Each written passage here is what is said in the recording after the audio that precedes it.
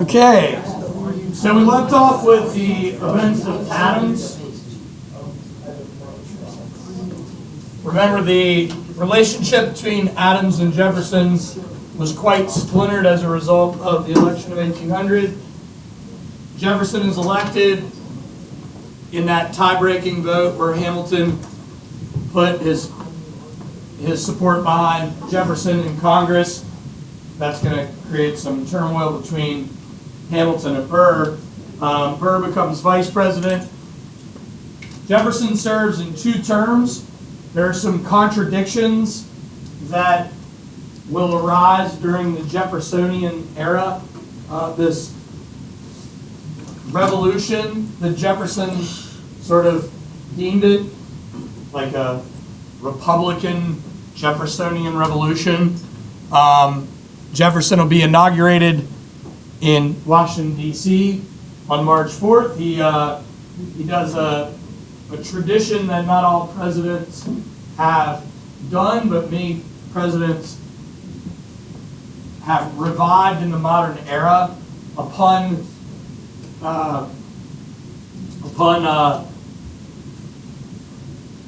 inauguration.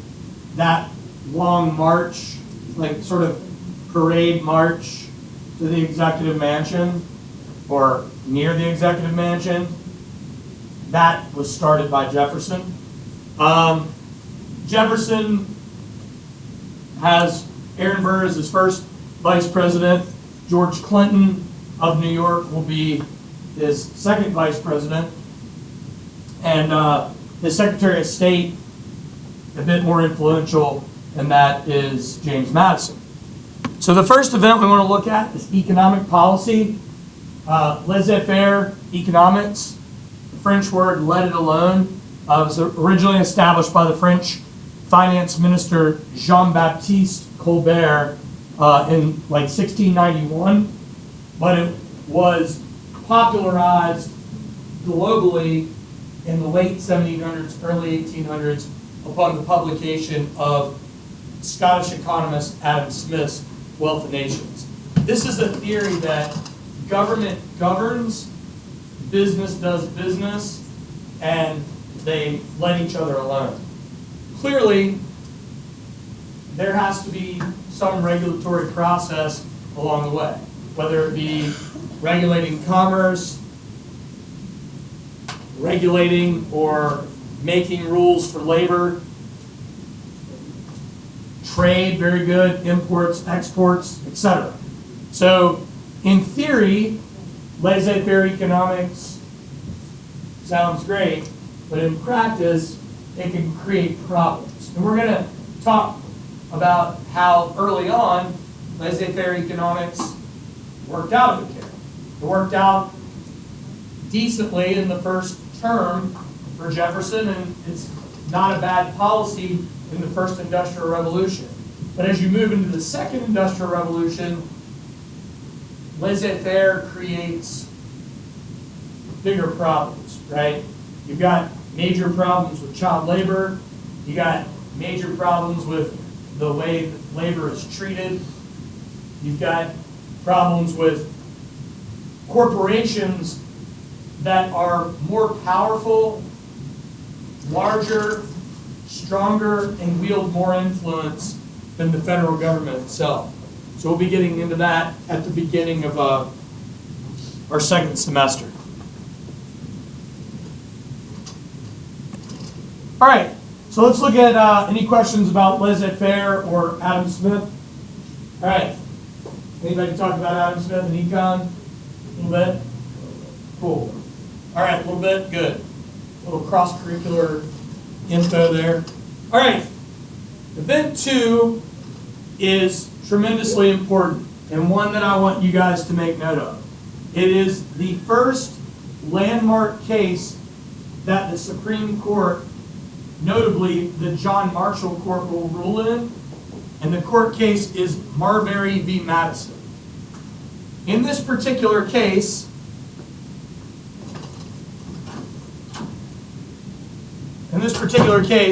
William Marbury had received an appointment as a lower justice in the District of Columbia.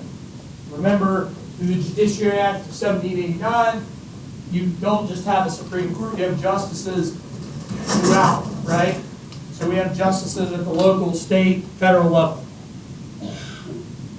But we also learned in Lesson 7 about the system of checks and what? Balances, right?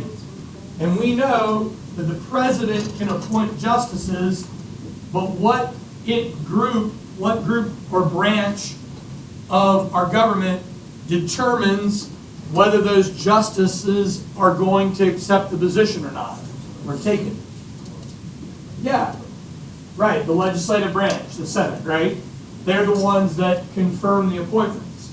So in this particular case, it's a little bit ironic here, right? On the right, we've got John Marshall. He is Chief Justice of the Supreme Court, appointed by John Adams and approved by the Senate. In the center, we've got William Marbury, Federalist, much like Marshall, not approved by the Senate.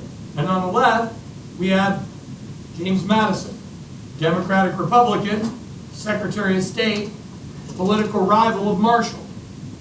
Madison does not deliver Marbury's appointment because it had not been ratified by the Senate. It wasn't just Madison working alone. Jefferson had said, no, we're not providing the appointment. They haven't followed the Constitution. The Senate hasn't approved this man's seat on the bench. So Marbury sues Madison for not delivering the appointment. I want you guys to hang with me here, and I want you to understand why this is important. John Marshall could have ruled in favor of Marbury and gone party first. He could have said, hey, Marbury's a good Federalist. We need more Federalists on the bench. Who cares? The president did what he did. The Senate didn't approve it. And he could have gone party above country. But what Marshall did was he went Constitution and country above party and ruled against Marbury and in favor of Madison, saying, you know what? That's right. And furthermore, what Marshall's going to do is amend the Judiciary Act of 1789 and improve upon that. The reason that Marbury versus Madison is so important, Marshall gives Article 3 of the Constitution, he gives it a foundation, and he gives the Supreme Court integrity. All right? And that is what makes Marshall such an important figure, because Marshall rules in so many landmark decisions from 1801 to 1835 that we are still using the precedent of those decisions in the 21st century. So that's important to note, this decision made by the Marshall Court. All right, this goes to what Ian had researched, the Louisiana Purchase. The original intent was to send this diplomatic envoy led by James Monroe by Thomas Jefferson to purchase New Orleans. They knew that the land was for sale. As Ian had mentioned, France and England are at war. Napoleon wants to pay for his conquest. There's a pretty intense British blockade, and America wants to take advantage of the opportunity. This is a Jeffersonian contradiction, and that contradiction is this. Nowhere in the Constitution did it say that Jefferson, the president, could buy land, right? That would fall under an article known as the Necessary and Proper Clause, or the Elastic Clause. It would stretch outside of the bounds of the Constitution. A clause that Jefferson did not agree with, but as president will actually use and agrees to this land purchase. And oh, by the way, guess where the money has to come from? Has to come from the U.S. Treasury, right? Where's the money sitting? In the bank that he opposed, right? So again, a little bit of a entangling web of contradiction. So instead of buying New Orleans, Maurice de Talleyrand, the French foreign minister under Napoleon, pretty impressive that Talleyrand managed to do the French Revolution, offers to sell the entire territory. So for $15 million, the United States doubles in size, pennies on the acres that are purchased here. That leads to another investment that's going to be pulled out of the bank, the National Bank, or the Bank of the United States, or BUS. And that is the funds needed for the expedition led by the Corps Discovery. The Corps Discovery are going to be led to a group of explorers just under 50 with a dog. Actually took a Newfoundland dog with them.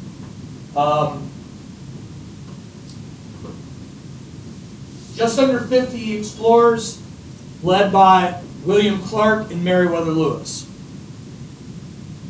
William Clark had been connected to Jefferson. Meriwether Lewis and William Clark had connections through military service.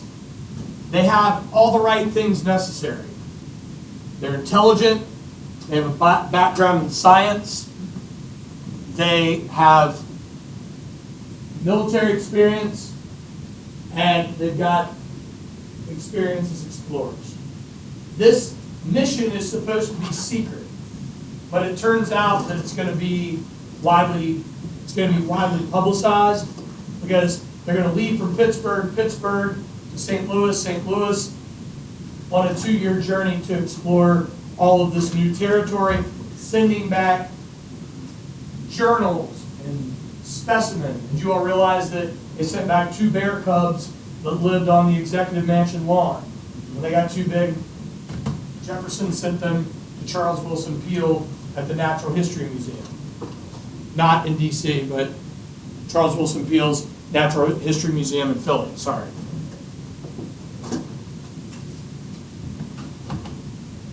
They are going to arrive at the Mandan camp along the Missouri in the winter of 1804, and a Shoshone girl by the name of Sacagawea or Sacagawea will join the expedition. She was the wife of a French fur trapper and trader named Charbonneau. Her child, Jean-Baptiste, will be born at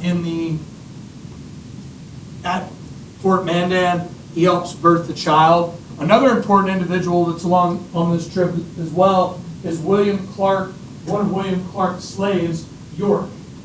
And it's kind of an interesting moment in American history, because this is the first time where we see diplomatic, democratic decisions being made by white men, an African American man, and a Native American woman, because everybody had an equal vote when they had to vote. They were in really dangerous conditions on the Missouri. They were attacked by bears. They were attacked by, well, on the return trip by one native tribe. They would have been attacked by more native tribes if not for Sacagawea. She was seen as a symbol of peace. Furthermore, she was a great translator. In one very interesting moment in the journey, after they'd gotten through the Rockies, and I always find that like one of those events in American history that would have been incredible to be a part of. They get through the Missouri, they get past the falls, they get to the top of the Rockies, and they're expecting to see what? Maybe the ocean, maybe a river, water. They certainly were not expecting to see hundreds of miles of mountains, right? And what they're looking at, as far south as the eye can see, as far north as the eye can see, and as far west as the eye can see, ranges and ranges of mountains. She is going to allow them to pass, or help them pass through the Rockies, pass through the Big Sky Country, and they are destitute, right? They're running low on supply. what's really interesting here, they run into a band of Shoshone warriors, and the chief of the Shoshone is her brother. Like, what are the odds of that? That's crazy. And she and her brother, what are the odds? Yeah, that's like hitting the lottery. They saved the expedition. They camped at Fort Clatsop. From Clatsop, they returned. The entire journey, despite all the danger, they lost one person. Charles Floyd died of appendicitis. So you could have died from bear attack, Native American attack. You could have died of disease. You could have died of drowning. You could have died of exposure. There's lots of ways to die on this trip, and Charles Floyd dies of appendicitis. Upon the return journey, Meriwether Lewis and his group are going to tangle with a group of Native Americans. They'll make through the battle. Sacagawea will be dropped back off at the Mandan camp. She'll actually send her son, John Baptiste, to be raised by William Clark. That John Baptiste ends up going on to become an explorer. They are not the only explorers that are hired at this time. There is another really famous explorer hired on a southern expedition. And he is going to explore the southern portion of the Rockies, and he'll actually be arrested by the Spanish when he winds up in Spanish New Mexico. Has anybody ever heard of Zebulon Pike before? Have you ever heard of Pikes Peak? Yes. It's named for Zebulon Pike. So he's another explorer hired by Jefferson. All right, any questions about the expedition? All right, so the Burr-Hamilton duel. So Burr and Hamilton had been associates. They had known each other from the Revolutionary War, practicing law in New York, politics in New York, but they didn't see eye to eye politically. In fact, Burr became a member of the opposing political party, the Democratic Republicans.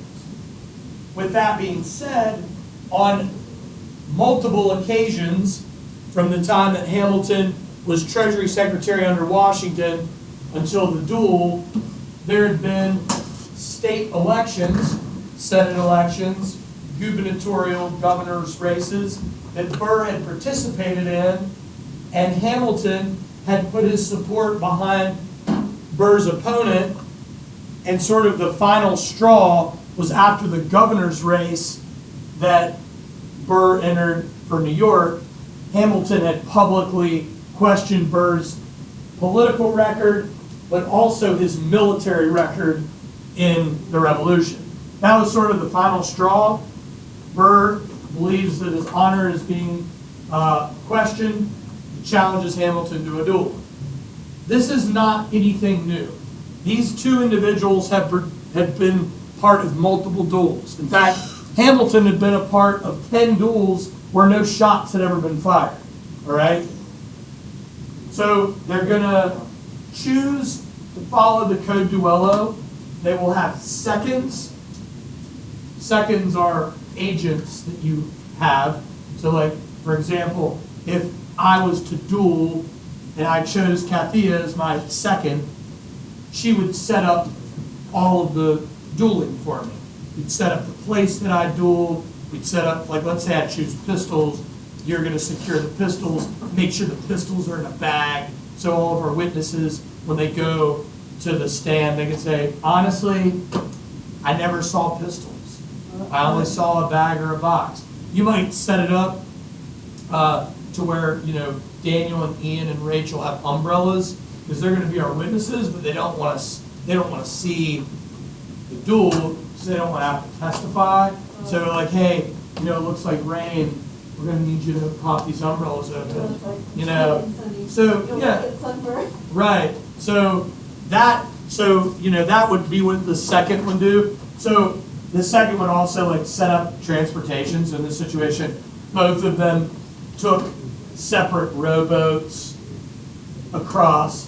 The Pistols came over separately. Well, the reason they chose Weehawken Heights is because everything's legal in New Jersey. Well, the rules for dueling were very lax, and the prosecution was very lax. That's really funny. It's a good point. Another reason why, it's a concealed area. The cliffs of Weehawken is a concealed area along the Hudson beneath the Palisades, so it's very difficult to see. So witnesses from Manhattan or above the Palisades would have a very difficult time. It wasn't like a spectator situation on the cliffs of Weehawken, with the exception of your witnesses and the seconds, right? That's a good question. I have to take a look at that. And Hamilton had actually served as a second in a duel at one point. So Hamilton shoots first. Was it a headshot? It went over Burr's head. Burr fires. Do keep in mind they're firing smooth bore musket pistols, right? It's like throwing a knuckle curve. And then I'm going to add another component to it.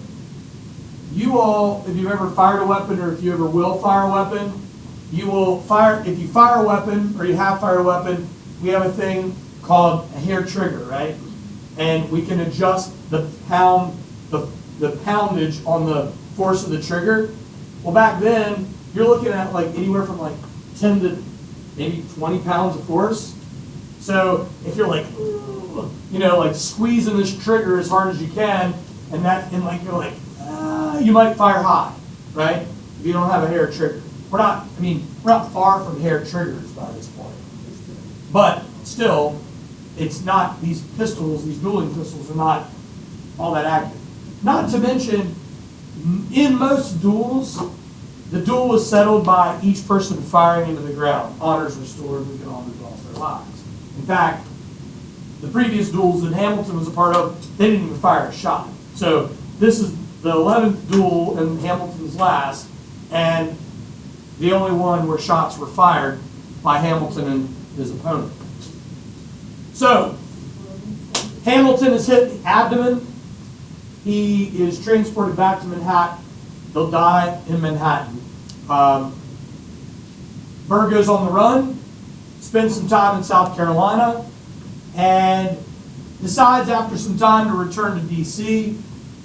He's a wanted man, but there's not a lot he can do not a lot anyone can do because he's wanted where? New Jersey, but there's a caveat. He's wanted in New Jersey. Where did Hamilton die? New York. So he's wanted in New Jersey. Hamilton died in New York. So is he really wanted for, he might be wanted for dueling in New Jersey, but is he wanted for murder in New Jersey? This goes back to the states' rights, federal law type situation. So because the duel takes place in New Jersey and because the death occurs in New York, the charges are dropped. So Burr is a free man. Burr ends up heading west at the end of his term, goes out to the Louisiana Territory, and tries to concoct a plan with the Spanish government to form a U.S. nation in the West, like a competing nation. Jefferson gets wind of this, sends agents out to capture Burr. Burr is captured, and he is tried for treason in Richmond. They don't have enough proof, and he's acquitted. He owes a lot of people money. He goes on the run, spends some time over in England. Things cool down. He comes back, settles down to kind of a quiet life in New York, and spends the rest of his days in Staten Island. So Burr lived a pretty interesting life following the duel. All right, the final event for Jefferson's presidency is the Embargo Act. The Embargo Act, it's a symbol of a snapping turtle, is a result of the fact that the United States was sort of having its cake and eating it too, so to speak, meaning that England and France are at war, the United States is trading with both nations, but England and France aren't happy about that. So they start seizing American ships, impressing or kidnapping American sailors. So rather than choose one side or the other, Jefferson and Congress passed the Embargo Act. This particular act, passed in 1807, cuts off all trade with all nations. So this is another Jeffersonian contradiction. What is this an abandonment of? Free trade. Free trade and laissez-faire. Very good. This infuriates New England. It infuriates merchants in New York. It infuriates merchants in Norfolk. It infuriates merchants in Charlestown, now Charleston, South Carolina. If you, Savannah, Georgia, another one, good job. All right? So that becomes a real big point of contention. They will ultimately amend the Embargo Act and turn it into a lesser act known as the Non-Intercourse Act that is going to limit trade with just England and France. But still the damage is done. They're going to lose like $80 million in revenue annually. And we were talking yesterday, it's hard to even calculate. If you looked at an inflation calculator, it would be very difficult to calculate the inflation in 1808 to today's date on how much money that the United States was losing annually from 1807 to 1809. Furthermore, this will set in motion the events that will lead to the War of 1812 and one of the earliest and worst economic depressions in American history. So we'll talk a little bit about that as we move forward. I like this political cartoon. Damn it, how he dicks them. And then over here, oh, this cursed, oh, grab me. Embargo is spelled backwards.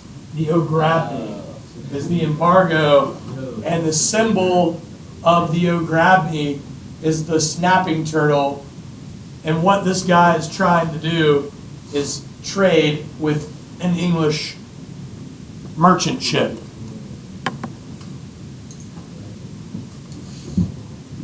Good stuff. All right, so we move on to Madison's presidency. He'll be elected to 2 terms as Jefferson was. He was Jefferson's Secretary of State, inaugurated in D.C. in 1809. His vice presidents were George Clinton of New York, Elbridge Gerry of Massachusetts. Blake did a fine job on his research of Elbridge Gerry, the father of gerrymandering, that salamander dragon-looking political cartoon showing Essex County, Massachusetts being manipulated in favor of Elbridge Gerry. So the first event, the Battle of Tippecanoe. This is on the Tippecanoe Creek in present-day Indiana.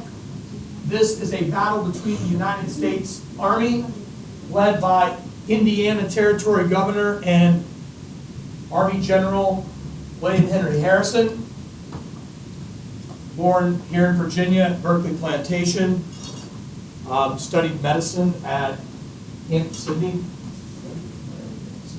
one of the oldest colleges in America, founded in 1776. We have the Shawnee Confederation. Remember, the Shawnee dominated much of the Ohio River Valley.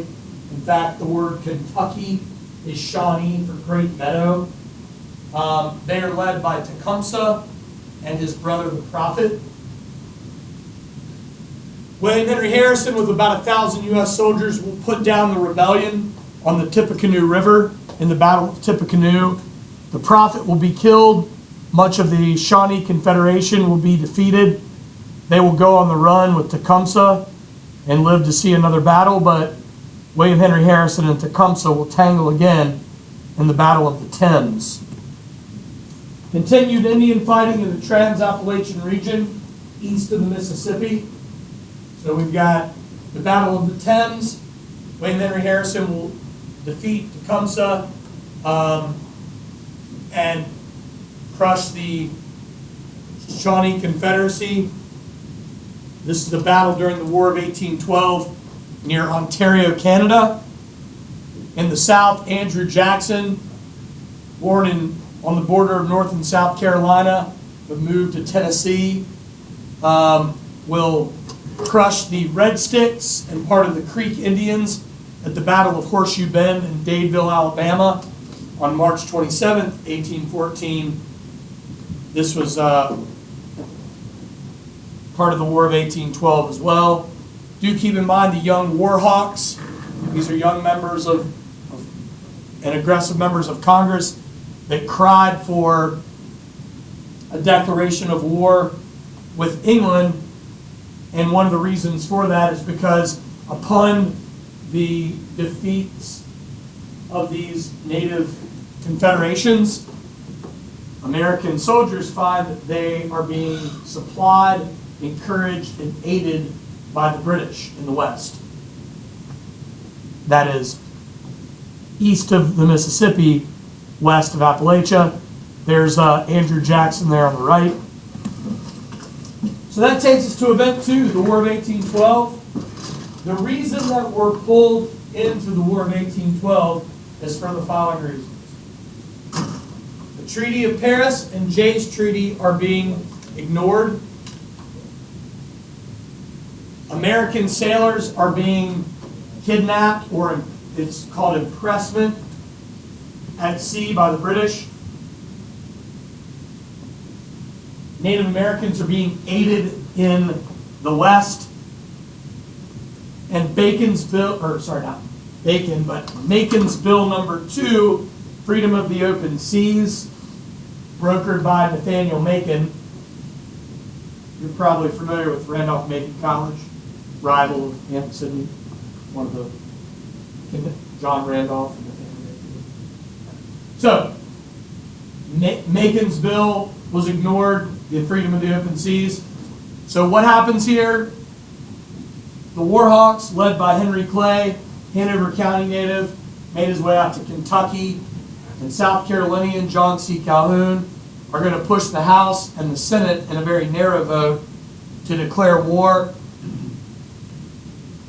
The war declaration will be signed by Madison, and this war will rage on for 2 years from Canada to the Atlantic to major cities, American cities like Baltimore, Washington, D.C., as far south as Valparaiso Bay. So we're talking on land, at sea, the War of 1812. The treaty that ends the war will be known as the Treaty of Ghent, signed in Belgium. The day before Christmas, December 24th, 1814, negotiated by Secretary of State John Quincy Adams, John Adams' son. We're going to talk more about him in our next lesson. So, does America win this war? Yeah, they do. There's a lot of damage inflicted on U.S. soil. Washington, D.C. is burnt to the ground. We're lucky the Library of Congress wasn't burnt. We would have lost all of our founding documents. The White House was burnt to the ground. It's called the Executive Mansion at the time. Baltimore was under attack. So a number of cities were under siege during this war. But when we come out of this war, we've gained international what?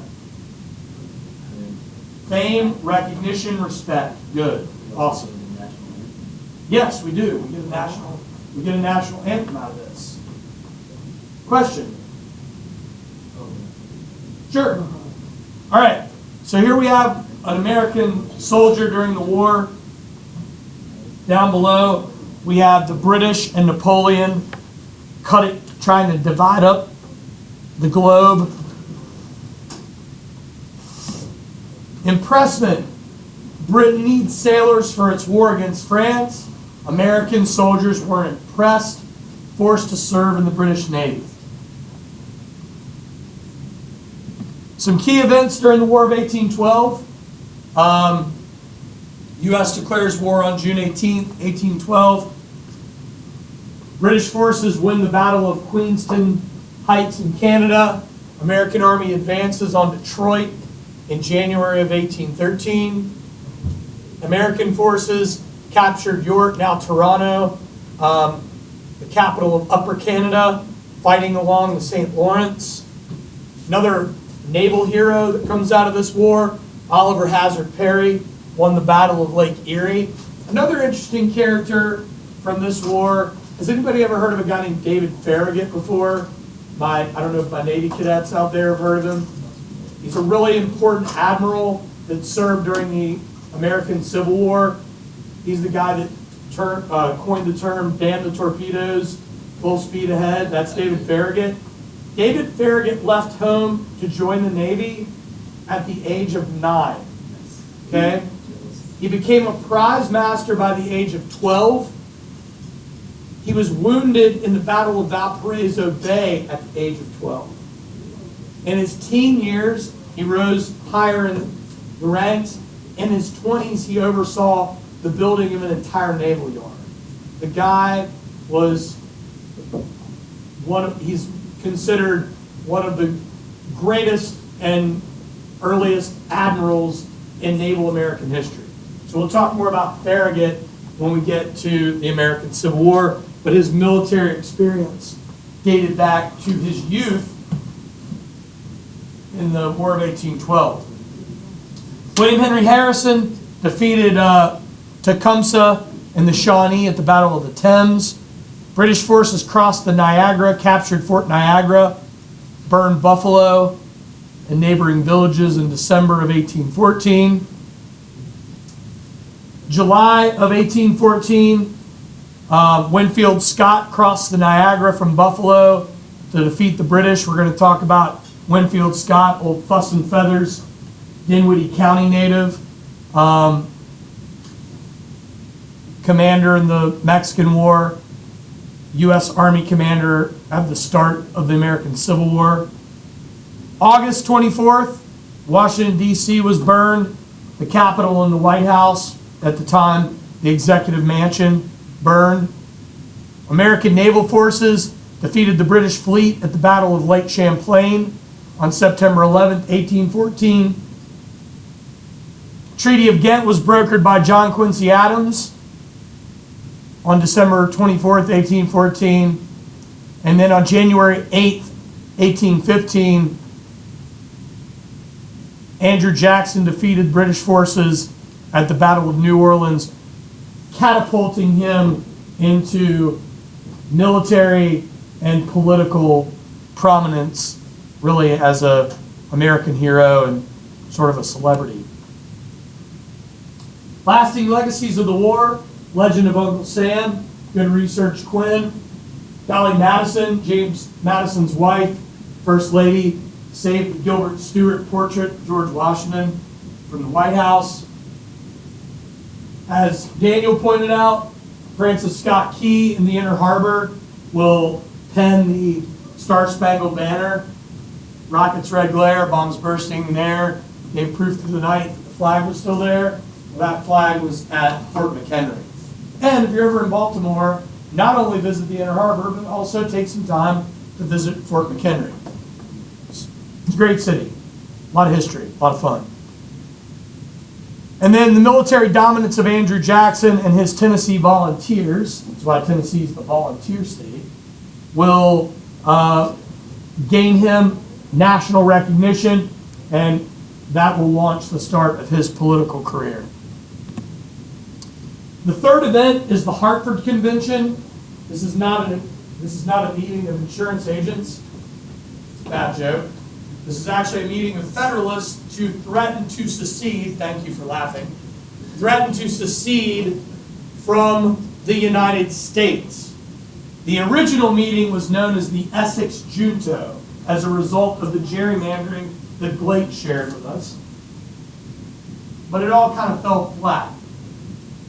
These Federalists from New England were so angry about the amount of trade that had been limited through the Embargo Acts, Non-Intercourse Acts, and the War of 1812, they were not only ready to secede from the Union, but they were ready to become a British province. They put together a political envoy to go to Washington to pitch the proposal. But by the time they got to Washington, the Treaty of Ghent had been signed, and Andrew Jackson had won the Battle of New Orleans. So the members of the Hartford Convention, the Federalists that were tinkering with the idea of secession, or even tinkering with the idea of becoming a British province, they were seen as traitors. This is a devastating blow to the Federalist Party, and this begins the unraveling of the Federalist Party. Pretty soon, all that's going to be left of the Federalist Party are a handful of seats in Congress and the Senate, and Federalists sitting on benches in the Supreme Court and federal courts throughout the United States.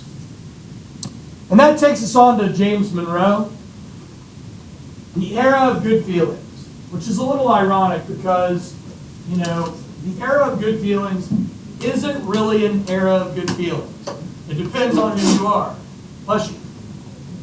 If you are taking advantage of the Industrial Revolution and the westward expansion and all of the sort of the growth that's occurring in this post War of 1812 era, then it might feel like an era of good feeling. But if you are one who has lost your land due to the over-speculation of land prices, or you got tied in to the Panic of 1819, it might not feel like an era of good feeling. But this is an era where American nationalism begins, and this is kind of like the perfect guy to lead that. He's the end of the revolutionary generation, right? He's like the last president that's wearing like knee breeches and stockings and the old wig and the tri-cornered hat. That's it. It's like, oh, there's old, good old James Monroe, founding father. And he did have that record of, he'd served in the Continental Army, he'd been governor of Virginia, he'd been a foreign diplomat, he'd served in cabinet position. He had the background, and he also ran unopposed in one election. And the only reason that he didn't get unanimously elected is because one elector said, the only guy that should be unanimously elected is who? Washington, right? So he does have a walkover, but he's going to, serve in these two terms. And we're going to talk about some of the crowning achievements that occur during his presidency. Let's talk, before we get into the events of his presidency, let's just talk about what the era of good feeling is. The era of good feeling is sort of this idea of strong nationalism. They carry on the spirit of the founding fathers, but there's new styles, right? There's steamboats now. You can wear long pants. You can wear coats with tails. You wear a top hat, right? It's a new day. It's a new era in American history. All right. In his first election, he's going to defeat Rufus King. Rufus King was one of the last Federalists from New York. It's a landslide election. And as I said, in his second election, he runs unopposed in a walkover.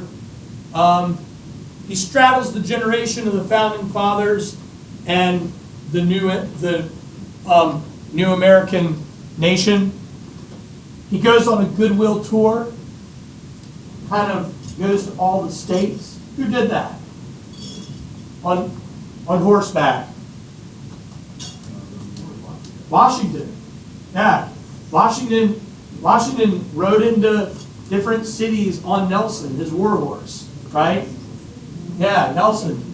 Yeah, Monroe did the same thing. He went from state to state. He went on this tour around the nation. Do keep in mind that he doesn't have a whole lot of states to visit. Yeah, go for it. All right. So the Boston newspaper called this the era of good feelings.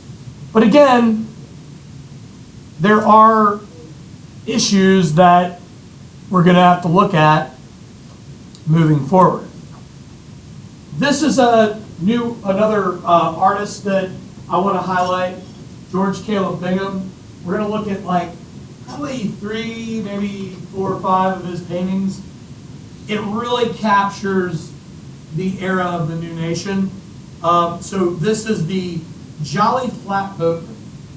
So we got some cool stuff going on here. They're on a flat bottom boat.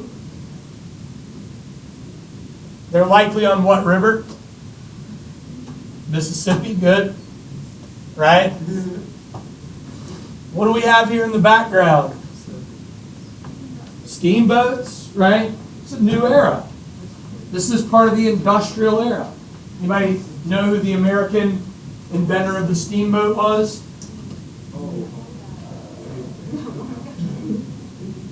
I thought you were going to say the guy who is, I was really going to be impressed there. I thought you were going to say Henry Shreve, which Henry Shreve is an early steamboat inventor. Okay? But he's not the guy that gets credit. Poor Henry Shreve. That's what I'm talking about. Robert Fulton. Nice word. Inventor of the Claremont. Henry Shreve was not happy with Fulton.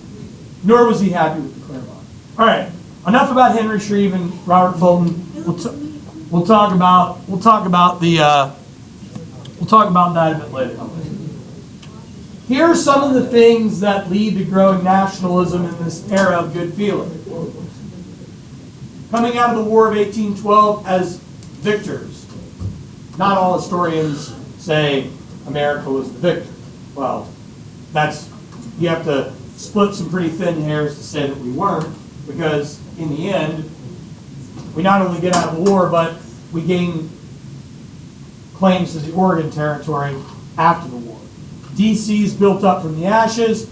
We have a literary movement that begins during this era.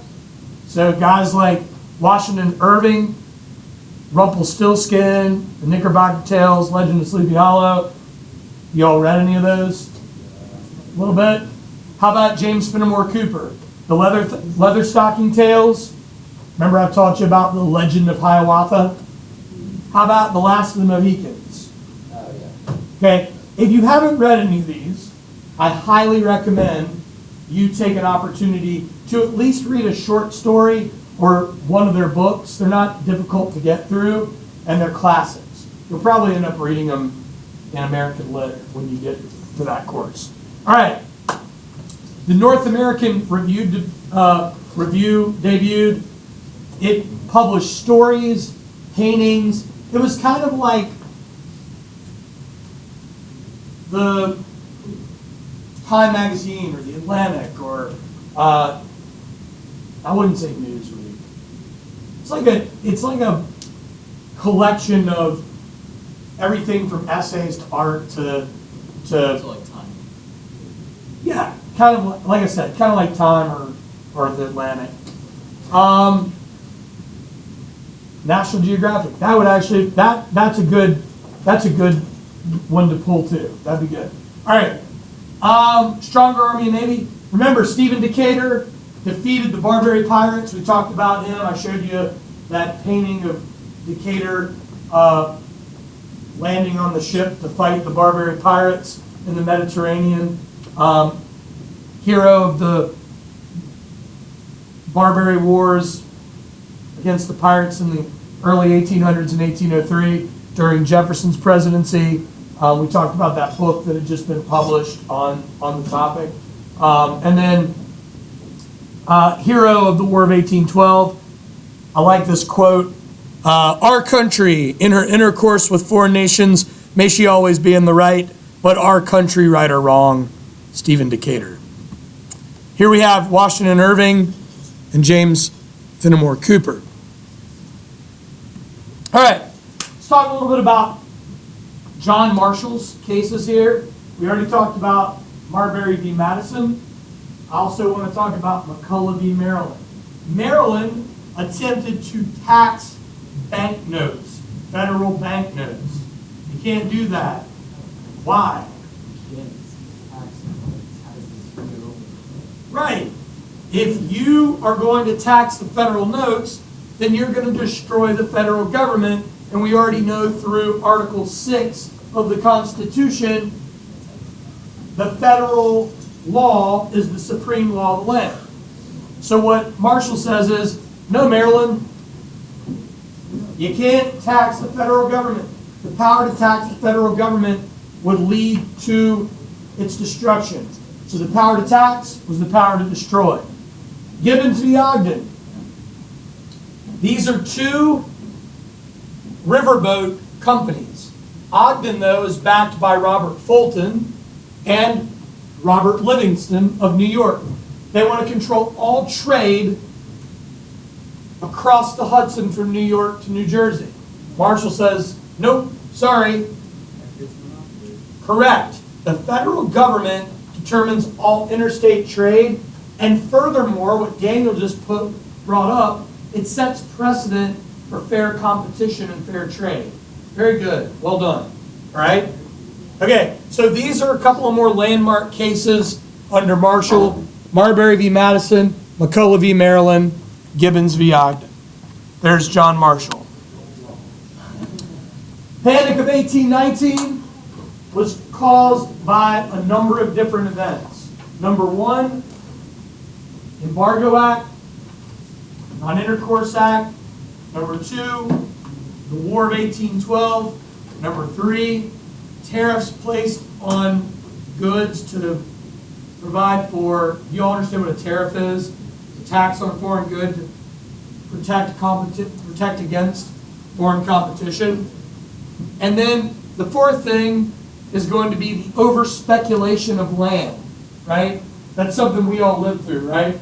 The over-speculation of land led to a housing crisis.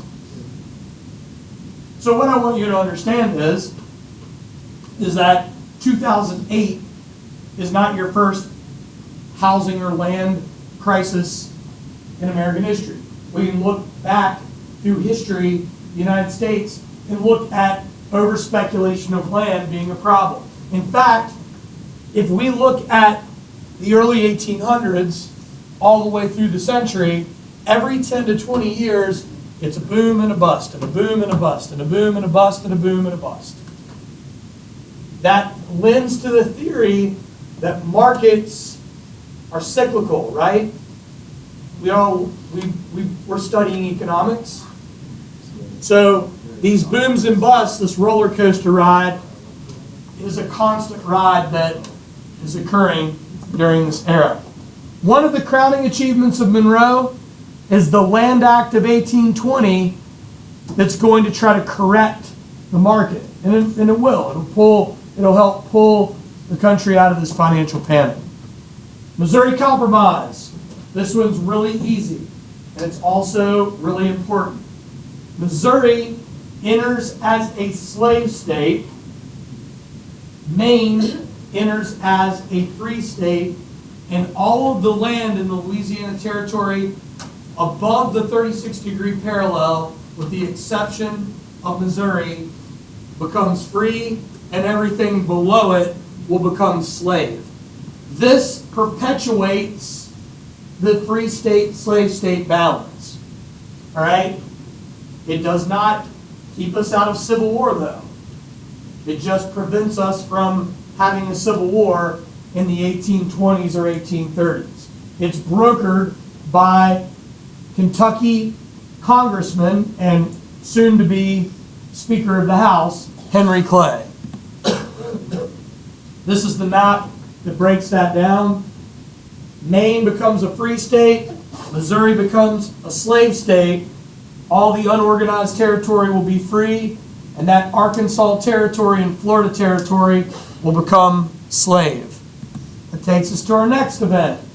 Florida is a nest of pirates, hostile Native Americans, and British sailors that are on outposts.